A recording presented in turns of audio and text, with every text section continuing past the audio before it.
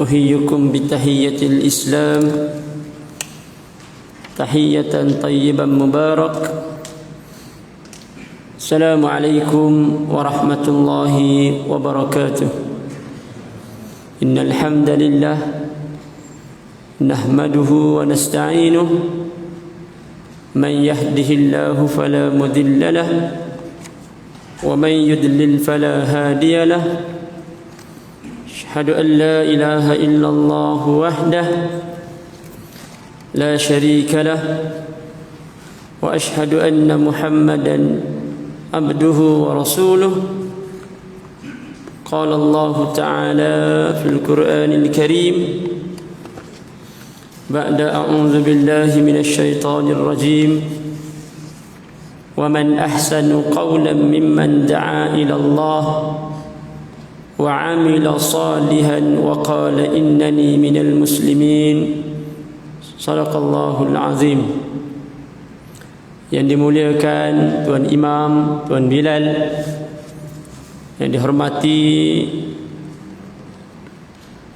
Tuan Nazir Masjid Kota Damansara, seluruh barisan AJK, para alim ulama, datuk-datuk, datin-dating, ibu-ibu, ayah-ayah, alhamdulillah, pertama dan selama-lamanya marilah sama-sama kita memanjatkan, merafakkan setinggi penghargaan syukur kita pada Allah Subhanahu wa taala pada malam yang penuh barakah ini, malam Jumaat.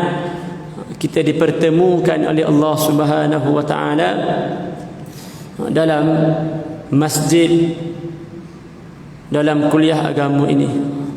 Mudah-mudahan Allah berikan kebaikan kepada kita. Mudah-mudahan Allah rahmati kita semua. Alhamdulillah, kita diizinkan oleh Allah Subhanahu wa taala untuk berada di tempat yang sangat mulia ini. Alhamdulillah. Ramai di kalangan kita hadirin para alim ulama, mereka nak bersama dengan kita, mereka nak laksanakan solat berjemaah bersama dengan kita, tapi Allah tidak memilih mereka.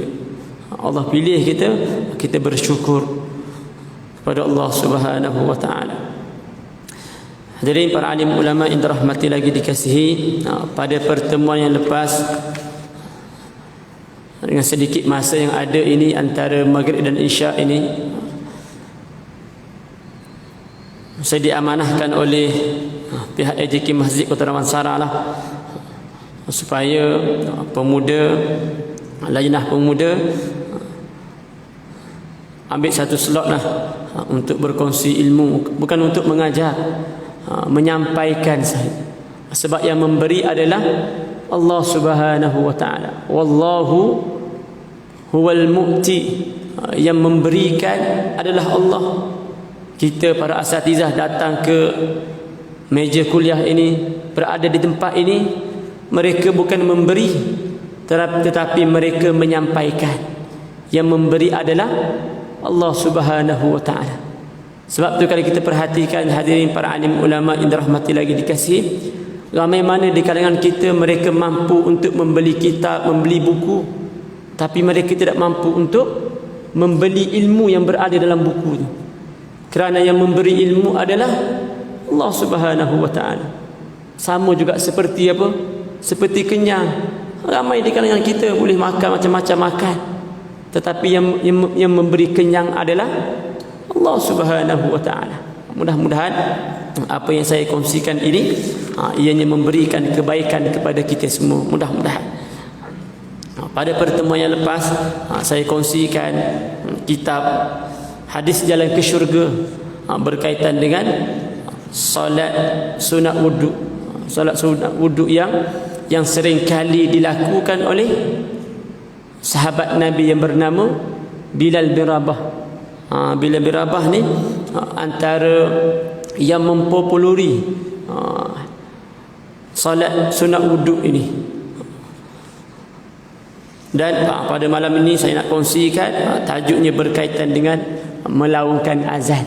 Melaungkan azan ni antara tugas ataupun satu tugas yang sangat mulia lah di sisi Allah Subhanahu wa taala. Kerana apa? Melakukan azan ini merupakan syiar, al-i'lan, mengumumkan kepada ahli Korea bahawasanya telah masuk waktu untuk kita melakukan solat. Kalaulah hadirin para alim ulama yang dirahmati lagi dikasihi, Korea kita ni tidak diperdengarkan, tidak dilakukan azan. Masalah itu. Maknanya iklan ini, azan ini menandakan kepada kita bahawasanya kita kena bersiap sedia. Kita kena bersiap siaga, azan masuklah. Sebab tu kalau kita lihat kadang-kadang anak-anak muda kita di kampung, kalau dia main bola, antara pemisah dia, tamat dia main bola, bila mana dengar apa? Dengar seruan Allahu Akbar, Allahu Akbar, baru dia berhenti Allahu Akbar. Kalau tak ada azan tu, pukul 8 dia berhenti. Azan ni antara pemisah. Tapi sepatutnya kita orang beriman kepada Allah Subhanahu wa taala, kita bersiap siaga. Kita ni bersiap siaga daripada awal lagi. Bukan azan itu menandakan kita berhenti bermain bola. Itu budak-budak kampung boleh lah. Budak-budak kampung, kebiasaan kita perhatikan, bahkan mungkin ada di sekitar kawasan Kota Damansara kita ni, mana-mana tempat ada yang bermain bola, kita perhatikan azan masuk, azan dia berhenti. Wal-iyazubillah. Kita ni hadirin para alim ulama yang dirahmati lagi dikasihi, sangat besar pahala orang yang melakukan azan. Dikatakan sejauh mana suaranya pergi berkumandang, seluas itulah pahala Allah berikan kepada orang yang melakukan azan. Dia lakukan, kita yang melakukan azan, kalau kita diberikan peluang menjadi Bilal, Allahu Akbar, besar pahalanya.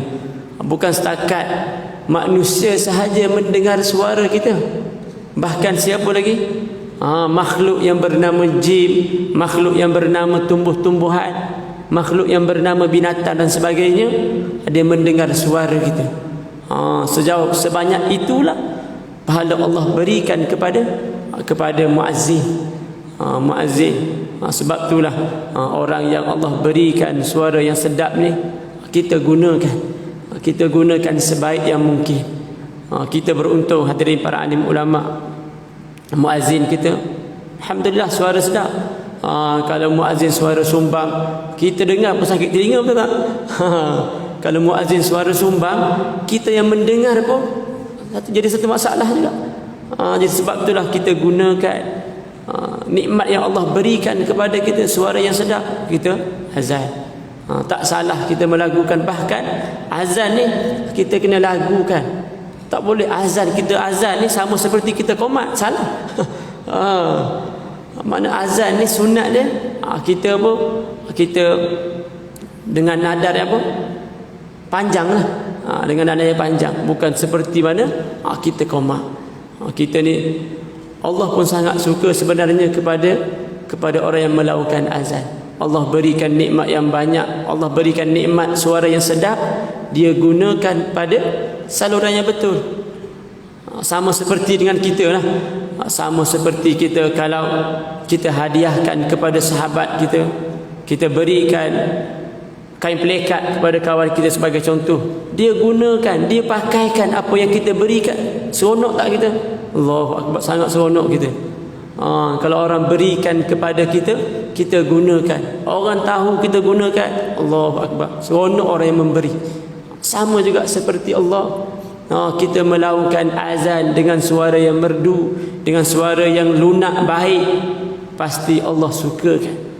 Jadi hadirin para alim ulama yang dirahmati lagi dikasihi, saya bacakan satu hadis yang dibawakan oleh tuan pengarang kitab kita ni, hadis daripada An Uqbah bin Amir radhiyallahu anhu qala sami'tu Rasulullah sallallahu alaihi wasallam yaqulu yu'jibu rabbuka min ra'i ghanamin ala ra'si shaziyatin lil jabali yu'azzinu bis salah wa yusalli fayaqulu Allahu azza wa jalla unzuru ila 'abdi hadza yu'azzinu wa yuqimus salah yakhafu minni qad ghafartu li 'abdi wa adkhaltuhul jannah.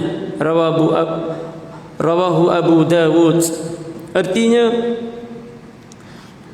daripada Uqbah bin Amir radhiyallahu anhu berkata, aku mendengar Rasulullah sallallahu alaihi wasallam bersabda, Tuhanmu berbangga kepada seorang pengembala kambing yang berada di atas satu kawasan bukit yang melaungkan azan dan mendirikan salat. Allah berfirman, lihatlah hambaku ini, dia azan dan mendirikan salat. Dia takut kepadaku.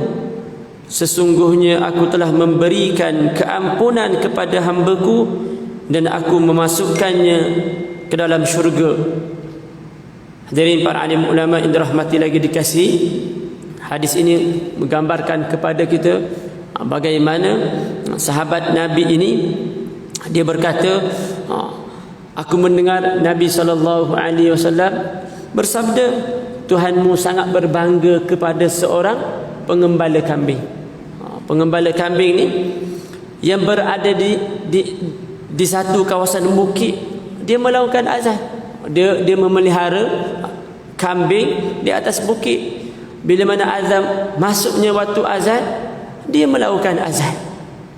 Macam kita lah hadirin para alim ulama, kalau ada di kalangan kita apa, pergi panjat bukit sebagai contoh. Panjat bukit KDCF ni. Dia naik 3 puteri. Kita naik sana, bila mana kita lihat jam kita, masuk waktu, pada saat itu kita melakukan azan. Sebab antara perkara sunat, antara perkara sunat sebelum kita melaksanakan solat, yang pertama apa? Azan. Yang kedua qomat. Maknanya solat fardu ni, walaupun kita melaksanakan solat di rumah kita sebagai contoh, sebaiknya kita melakukan azan. Tapi kalau rumah kita sebelah masjid ni tak perlu lah. Maknanya kita datang solat berjemaah di masjid. Kalau kita apa? Kalau kita travel mana-mana, kalau kita nak melaksanakan solat fardu, disunatkan kepada kita untuk kita melakukan azan. Lebih-lebih lagi kalau kita apa? Panjat bukit dan sebagainya. Seperti mana yang selalu pihak pemuda adakan pada hari Ahad ni, insya-Allah kita akan melaksanakan kejohanan futsal. Dalam masa yang sama, tujuan kita sebenarnya adalah untuk kita melebarkan dakwah kepada anak-anak muda kita ni. Masuknya waktu zuhur, kita akan kumandangkan azan di kod futsal sana. Mungkin tak ada mana-mana pihak yang melaksanakan, yang menganjurkan pertandingan. Bila mana masuknya azan. Bahkan kita akan melaksanakan solat berjemaah dalam kod futsal tu. Kita bawa sejadah siap-siap daripada masjid ni, kita solat berjemaah bersama dengan anak-anak muda kita. Makna untuk kita nyatakan bahawasanya tidak ada sebab untuk kita tidak melaksanakan solat. Kadang-kadang masyarakat kita ni, dia tidak melaksanakan solat sebab apa alasannya? Pakaian dia kotor, baju dia basah. Dia tak boleh bezakan antara pakaian bernajis dengan pakaian yang kotor. Pakaian kotor belum tentu bernajis. Tapi kalau pakaian itu bernajis, confirm dia kotor. Ni yang kita kena maklumkan, yang kita kena sampaikan pada masyarakat kita. Yang kita nak wawarkan kepada masyarakat kita. Kita bersukan tak ada masalah, tetapi jangan sesekali kita meninggalkan apa yang Allah perintahkan kepada kita. Kita pergi travel, kita pergi naik bukit dan sebagainya, bila mana azan berkumandang, ini merupakan satu bentuk dakwah. Kita azan. Mungkin ada di kalangan masyarakat kita pelik, kenapa azan? Nak menandakan, nak menunjukkan kepada kita bahawasanya Di mana saja kita berada, maksudnya waktu sebaiknya kita melaksanakan azan. Maknanya syiar itu sampai kepada masyarakat. Syiar itu dimaklumi oleh kita semua. Dan pengembala kambing ini dia melakukan azan dan mendirikan solat. Maknanya bila mana kita maklum dah masuk azan, selepas itu kita melaksanakan solat. Lalu Allah berfirman, lihatlah hamba-Ku ini, lihatlah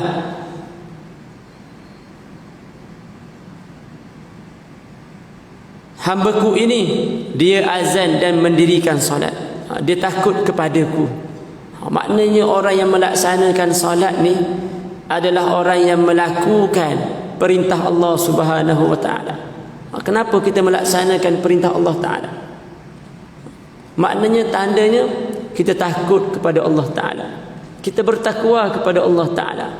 Kerana takwa ini adalah imtisaru awamin wajtinabun nawahir.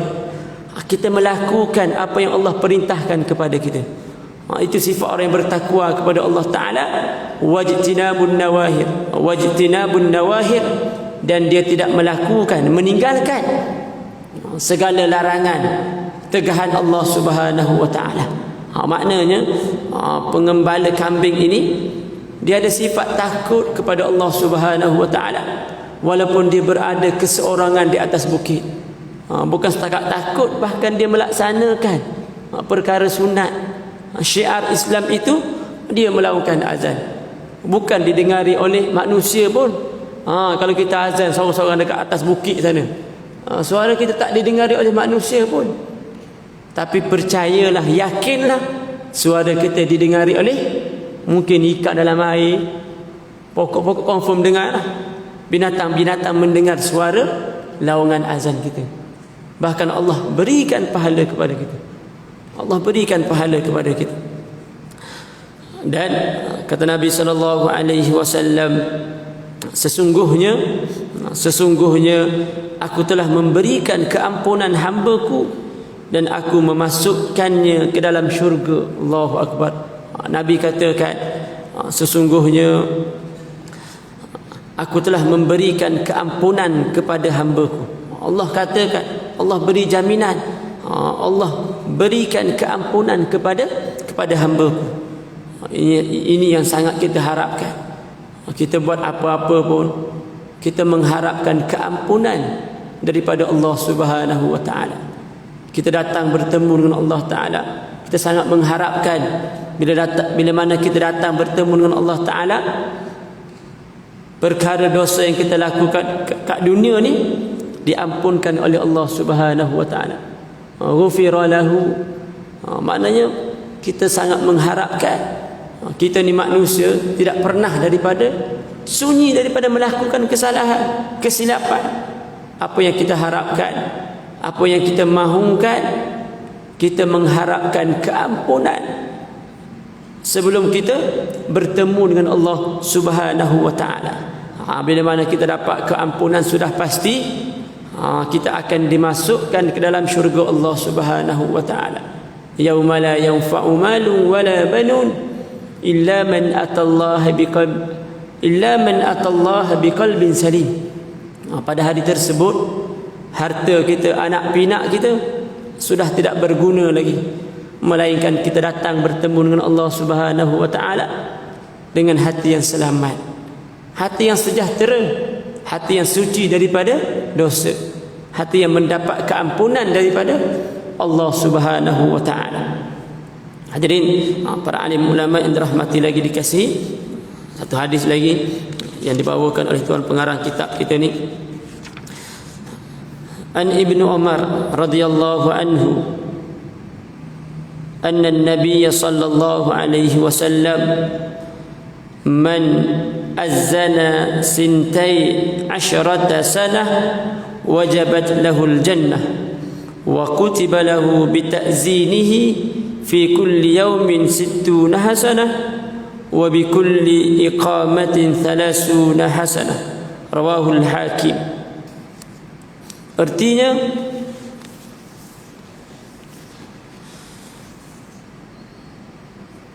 daripada Ibnu Umar radhiyallahu anhu, sesungguhnya Nabi sallallahu alaihi wasallam bersabda, sesiapa yang telah melaungkan azan selama 12 tahun pasti syurga menjadi miliknya, dan ditulis dengan azannya pada setiap hari 60 kebaikan, dan dituliskan dengan setiap iqamahnya itu 30 kebaikan, yakni pahala. Maknanya nak menunjukkan kepada kita, hadirin para alim ulama yang dirahmati lagi dikasihi, orang yang melakukan azan, muazzin ini, maknanya Allah berikan satu ganjaran yang sangat besar pahalanya. Besar pahalanya Allah berikan kepada tugas sebagai muazzin ni. Mungkin kita nampak tugasnya tak semulia seperti tugas-tugas yang lain, tapi syiar tu, bila mana kita dengar azan tu, Allahu Akbar, kita tahu bahawasanya tempoh tersebut kita kena bersiap siaga. Kita kena bersiap siaga untuk datang solat berjemaah. Datang solat berjemaah. Dan kita tengok sedikit keterangan daripada pengarang kitab kita ni. Kata pengarang kitab kita, melakukan azan bermaksud mengajak orang ramai untuk datang ke rumah Allah bagi menunaikan solat berjemaah. Maknanya melakukan azan ni membawa maksud untuk memaklumkan kepada kita, mungkin kita ni sedang melaksanakan kerja, buat kerja dan sebagainya. Bila mana azan berkumandang, kita kena berusaha sedaya upaya kita supaya kita dapat sampai, supaya kita dapat melaksanakan datang solat berjemaah. Nak menandakan kepada kita, muazzin biasanya akan ke masjid lebih dan ke solat lebih awal berbanding dengan orang lain. Ini tugas yang sangat besar lah bagi muazzin. Orang tak sampai, dia dah sampai dah. Kalau dia lambat, jam kita. Kita ramai dah tunggu ni jemaah, tapi muazzin tak sampai lagi. Terkebil-kebil kita. Tapi tak pernah berlaku lah di masjid kita mungkin. Tak pernah berlaku. Maknanya sifat tugas muazzin ini sangat mulia. Orang tak sampai, dia dah sampai dah. Nak jadi muazzin ni bukan mudah. Kalau siapa pernah azan, mungkin dia ni pada orang jemaah biasa, tapi mungkin pada hari tersebut bila tak datang, berani tak kita nak offer diri kita untuk menjadi muazzin? Saya pernah diminta ganti untuk menjadi muazzin. Terketar juga lutut tu. Mula-mula agak terketar juga. Takut-takut waktu kita melakukan azan tu banyak benda yang tak betul. Sebab untuk menjadi muazzin ni, paling-paling tidak pun kita kena ada ilmu. Kena ada ilmu. Kalau kita rujuk dalam kitab Tanwirul Masalik ni, ada beberapa perkara yang perlu kita lakukan untuk semasa kita melakukan azan. Sebab kadang-kadang kita tengok apa, mungkin ada di kalangan para muazzin ni, dia sebut apa? Allah. Dia sebelum dia menguatkan suara Allahu Akbar, Allahu Akbar, dia perlahankan dulu Allahu Akbar, Allahu Akbar. Dalam kitab Tanwirul Masalik ada satu tempat sahaja muazzin ini dia perlu menyebut dengan perlahan, syahadu an la ilaha illallah, syahadu an la ilaha. Ni dalam kitab ni kalau kita rujuk dalam kitab Tanwirul Masalik, dalam hadis an Abi Juhaifah radhiyallahu anhu qala ra'aitu Bilalan yu'adzin faja'altu atattaba'u fah ha huna wa ha huna bil adhan yaminan wa shimalan yaqulu hayya 'alas salah hayya 'alal falah. Ada beberapa tempat sewaktu mana kita azan tu, kita perlu memalingkan wajah kita ni. Bukan kita Allahu Akbar, Allahu Akbar. Bukan kita memalingkan setiap azan kita. Dalam kitab ni, sewaktu mana kita perlu memandang sebelah kanan tu sewaktu mana kita sebut apa? Hayya 'alas salah dalam kitab ni. Artinya daripada Abu Juhaifah radhiyallahu anhu berkata, aku melihat Bilal melakukan azan, maka aku mengikuti mulutnya ke sana dan ke sini. Sahabat Nabi ni, dia melihat Bilal melakukan azan, maka dia mengikuti mulutnya ke sana dan ke sini, iaitu beliau menoleh ke kanan dan menoleh ke kiri dengan menyebut hayya 'alas salah hayya 'alal falah. Bukan waktu mana kita sebut Allahu akbar Allahu akbar, bukan. Kalau dalam kitab ni dah disebutkan kepada kita waktu mana kita memalingkan wajah kita sewaktu mana kita menyebut hayya 'alas salah. Sama juga kita sebut Allahu akbar Allahu akbar. Kalau kita tak ada ilmu, contoh Allahu akbar Allahu akbar, kita memanjangkan roh, salah. Maknanya kalau kita nak jadi muazzin, nak jadi orang tukar azan ni, kita memerlukan ilmu. Sebab tu penting ilmu. Maknanya perlu kepada ilmu. Dan disunatkan juga, kita lihat, disunatkan juga tarjih. Waktu mana kita melakukan azan ni, disunatkan tarjih, yakni apa? Memperlahankan suara. Ada tempat yang perlu kita memperlahankan suara sebelum kita menyebut dua kalimah syahadah. Dalam kitab ni dia sebut apa? Hadis daripada An Abi Mahzurah radhiyallahu anhu anna an-nabiy sallallahu alaihi wasallam allamahu hadzal adhan Allahu akbar Allahu akbar Allahu akbar Allahu akbar asyhadu an la ilaha illallah. Maknanya waktu mana kita sebelum kita menyebut kalimah asyhadu an la ilaha illallah, disunatkan kepada kita apa? Kita memperlahankan suara sebut asyhadu an la ilaha illallah asyhadu an la ilaha illallah, dengan kita meletakkan apa? Meletakkan jari kita ni, dua jari dalam telinga kita ni. Bukan mikrofon dulu macam ni. Maknanya ada perkara-perkara yang perlu dipenuhi. Perkara sunat waktu kita azan tu, bukan kita pegang macam orang nak menyanyi tu. Dengan kita meletakkan jari di telinga dan kita melakukan azan. Maknanya sebaiknya bagus kalau sekiranya pihak masjid ni tiap-tiap tahun adakan apa? Kursus azan. Kursus azan kepada mungkin anak-anak kita, bahkan kita sendiri pun boleh. Maknanya untuk kita tahsinul azan. Biasa orang tahsinul Fatihah, memperbaikkan untuk kita melakukan azan. Abah pun mungkin kalau tak ada muazzin, tak ada, kita boleh jadi muazzin. Tapi kena betul lah. Kena betul.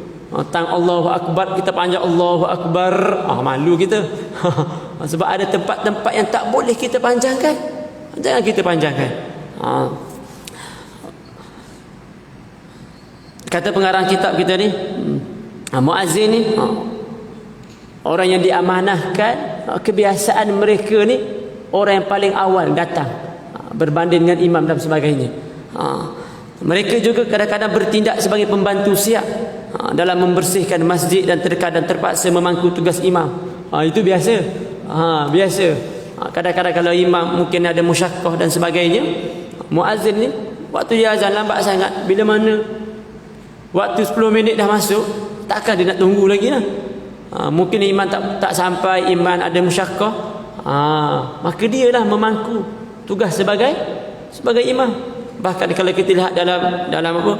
Dalam klausa jaiz, Bilal ni dia memangku tugas imam. Bilal ni dia kena ada ilmu. Bukan pihak masjid melantik Bilal ni orang sebarangan sahaja. Maknanya Bilal ni dia mempunyai ilmu. Seperti mana Imam Niswan kita, pada seketika dulu beliau sebagai Bilal, dan kini beliau menjadi imam. Maknanya tengok, dia berpotensi untuk menjadi imam, ada ilmu, banyak ilmu. Dan kata pengarang kitab kita, Muazzin dikira sebagai salah seorang pendakwah, pendakwah yang mengajak orang lain ke jalan Allah Subhanahu wa taala.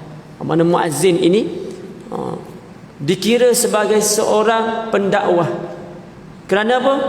Kerana muazzin ini mengajak kita untuk datang solat berjemaah.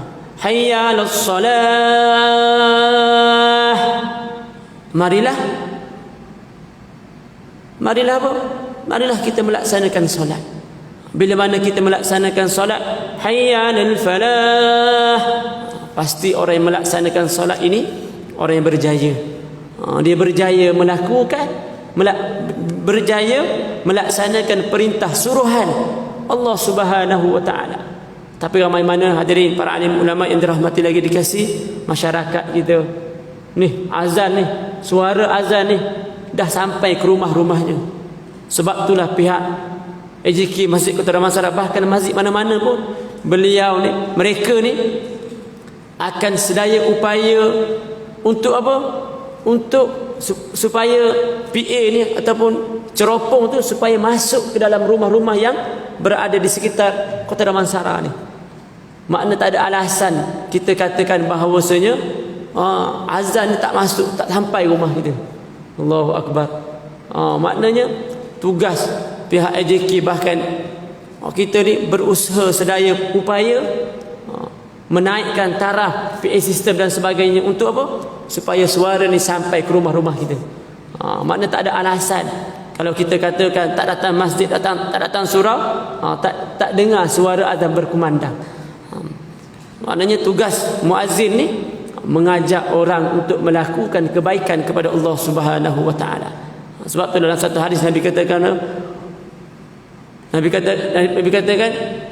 wallahi, demi Allah, orang yang mengajak orang untuk melakukan kebaikan kepada Allah taala, kalau sebab dengan kita mengajak orang ni daripada dia ni sukar untuk melakukan kebaikan kepada Allah taala, kita kenalkan apa itu Islam, kita nyatakan apa itu Islam, kita ajak dia untuk kembali kepada fitrah. Dia apa? Insaf. Kata Nabi SAW, perbuatan kamu itu perbuatan yang sangat mahal nilainya, lebih mahal daripada seekor unta merah. Allahu Akbar. Maknanya kita ajak orang melakukan kebaikan, kita ajak manusia untuk dekatkan diri pada Allah Subhanahu wa taala. Itu merupakan tugas yang sangat mulia di sisi Allah Subhanahu wa taala. Maknanya kita adakan setiap malam tazkirah, kuliah agama dan sebagainya. Kita nak berikan, nak berkongsi ilmu. Para asatizah datang tiap-tiap malam ni untuk apa? Untuk berkongsi ilmu, menyampaikan ilmu. Baligh anni walau ayah, kata Nabi SAW, sampaikan dariku walaupun sepotong ayat. Berdosa kita hadirin para alim ulama, kita ada ilmu, kita tak berkongsi ilmu kita. Bahkan kita menyendiri je. Kita rasa kita je banyak ilmu, tapi bila mana orang memerlukan ilmu yang kita miliki, kita kedekut nak kongsi ilmu. Maknanya ilmu yang kita miliki kita kena berkongsi, barulah ilmu tu dia berkembang. Kalau kita guna untuk diri kita, jadi tak berkembang. Dia tak berkembang. Allah berfirman dalam surah Fussilat ayat 33 yang berbunyi, wa man ahsanu qawlan mimman da'a ila Allah wa 'amila salihan wa qala innani minal muslimin. Maksudnya, perkataan siapakah yang lebih baik dari mereka yang berdakwah pada jalan Allah dan dia melakukan amal soleh dan berkata sesungguhnya aku termasuk di kalangan orang-orang Islam. Maknanya perkataan manusia manakah yang paling baik daripada dia menyeru manusia lain untuk melakukan kebaikan kepada Allah Subhanahu wa taala. Sebab tugas kita ni, kita kena apa? Suruh orang melakukan kebaikan. Kita kena apa? Cegah daripada orang melakukan kejahatan kepada Allah Subhanahu wa taala. sebaik-baik manusia ni dia berusaha menyuruh orang untuk melakukan kebaikan kepada Allah Ta'ala. Suruh macam mana? Suruh hajar orang. Macam muazzin, dia melaungkan azan, panggil orang untuk apa? Untuk bersiap siaga, untuk melaksanakan solat berjemaah. Di luar sana tugas kita lah. Tugas kita ajak orang melakukan kebaikan kepada Allah Ta'ala. Dan kata pengarang kitab kita, banyak sungguh faedah yang akan diperolehi oleh muazzin. Di akhirat nanti merekalah orang yang panjang lehernya. Maknanya al-muazzinun atwalun nas a'naqan yaumal qiyamah. Ini hadis Nabi SAW. Nabi kata apa? Di akhirat kelak ni muazzin ni mereka lah orang yang paling panjang lehernya. Kerana apa? Kerana dia berkhidmat. Kerana apa? Dia memanggil orang untuk melakukan kebaikan, solat. Kalau tak ada azan, kalau tak dengar suara azan ni, mungkin apa? Mungkin kita masih berada di rumah sebagai contoh. Kalau rumah kita dekat sebagai contoh, kita biasa orang azan baru kita keluar daripada rumah kita. Maknanya bila mana ada azan ini, kita yakin, kita percaya, azan dah. Maknanya kita bersiap siaga untuk melakukan solat, melakukan perintah Allah Subhanahu wa taala. Kata Nabi, al-muazzinu atwalun nas a'naqan yaumal qiyamah. Di akhirat kelak Allah panjangkan lehernya. Allah panjangkan leher orang yang melakukan azan. Jangan kita gambarkan panjang leher orang yang azan ni seperti zirafah pula. Panjang leher dia. Allah nak tunjukkan, Allah nak maklumkan kepada kita bahawasanya orang yang melakukan azan ini besar pahalanya, banyak pahalanya Allah berikan pada hari akhirat kelak. Ini merupakan gambaran betapa gembiranya mereka melihat pahala yang diperolehinya. Gambaran pahala mereka ini sangat gembira dengan ganjaran pahala yang Allah nak berikan kepada muazzin. Sebab itulah kita hadirin para alim ulama, kalau kita berada di taman, kita ada surau dan sebagainya, kita kena berusaha lah menjadi muazzin. Kalau muazzin tak datang, kita boleh offer diri kita. Kita boleh offer kita supaya apa? Kita pun dapat juga pahala, sedikit pahala menjadi sebagai seorang muazzin, mengajak orang untuk melakukan kebaikan kepada Allah Subhanahu wa taala. Jangan kita segar, jangan kita malu pula. Lekeh azan, lekeh muazzin ni. Bukan. Sebenarnya tugas muazzin ini tugas yang sangat mulia di sisi Allah Subhanahu wa taala. Sebagaimana sahabat Nabi Bilal bin Rabah tu. Bilal bin Rabah bukan nama sebenarnya. Abdullah bin Sakhar apa nama dia? Dia Bilal bin Rabah bukan nama, tapi gelaran yang diberikan oleh Allah Subhanahu wa taala. Kerana beliau sahabat Nabi SAW. Sesungguhnya jika manusia benar-benar mengetahui akan kelebihan melakukan azan, mereka akan berebut sehingga terpaksa diadakan undian. Kacau. Kacau kalau orang tahu bahawasanya besarnya pahala, berebut orang nak jadi muazzin. Kita sekarang ni ada 3 muazzin dekat masjid Kota Damansara kita ni. Tapi kalau semua di kalangan kita nak jadi muazzin, jenuh. Tapi kalaulah masyarakat kita mereka mengerti, mereka tahu betapa besarnya pahala sebagai seorang muazzin ini, mereka akan membuat undian. Dalam hadis Nabi bersabda, "Lau ya'lamun nas ma fil nida was-safful awwal summa lam yajidu illa an yastahamu alaihi lastahamu." Kalaulah masyarakat kita mereka mengerti, mereka tahu betapa besarnya pahala melakukan azan, tugas melakukan azan. besar pahalanya, nescaya tak kerja lain kita, berebut kita dekat masjid ni. Time waktu pemilihan semua angkat tangan volunteer untuk jadi, saya nak jadi muazzin. Jenuh. Jenuh. Dan untuk mendapatkan saf awal, saf pertama ni sama juga. Kadang-kadang masyarakat kita, bahkan kita sendiri pun kadang-kadang ada kosong, kita pun nak dahulukan orang. Dalam kitab apa, Tanwirul Masalik sebutkan juga, dia apa, makruh kalau kita mendahului orang lain dalam beribadah ni. Kata tak apalah, kamulah pergi. Makruh. Sebenarnya kita fastabiqul khairat, kita kena berlumba-lumba untuk mendapatkan saf pertama.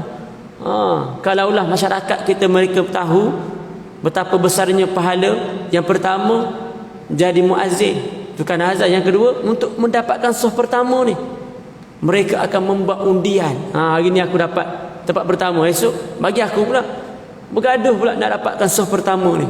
Lebih-lebih lagi kita sekarang ni berlaku penjarakan. Dalam saf pertama ni lebih kurang 10 orang je. Tapi kadang-kadang kita memilih datang awal, kita memilih untuk berada di saf yang belakang. Rugi kita kalau kita tak nak dapatkan dalam saf yang pertama ni. Pahala dia lain, berbeza pahala dia. Lebih-lebih lagi kita berada dekat dengan imam ni. Jadi kita kena berusaha, hadirin para alim ulama yang dirahmati lagi dikasih. Kata Nabi SAW, kita berusaha apa? Berusaha untuk menjadi seorang muazzin. Ada taman kita mungkin ada surau, kita praktis lah. Carilah ilmu untuk menjadi seorang muazzin. Untuk apa? Untuk kita mendapat pahala kelebihan. Salah satu bentuk cara untuk kita masuk ke dalam syurga Allah Subhanahu wa taala dengan kita menjadi muazzin, melakukan azan, mengajak orang untuk melaksanakan solat. Mudah-mudahan hadirin para alim ulama yang dirahmati lagi dikasih, saya kira sekarang itu sahaja sedikit perkongsian. Mudah-mudahan apa yang saya sampaikan ini, saya kongsikan ini, ianya memberikan kebaikan kepada orang yang bercakap ini. Suara yang keluar daripada mulut ni, telinga yang paling hampir adalah telinga orang yang berbicara. Mudah-mudahan apa yang buruk itu daripada diri saya, apa yang lebih, apa yang manfaat itu datang daripada Allah Subhanahu wa taala. Billahi taufiq wal hidayah. Assalamualaikum warahmatullahi wabarakatuh. Subhanakallahumma asyhadu an la ilaha illa anta astaghfiruka wa atubu ilaik. والعاصم المسلم في الناس إلا الذين آمنوا وتواصوا بالحق. الله أكبر.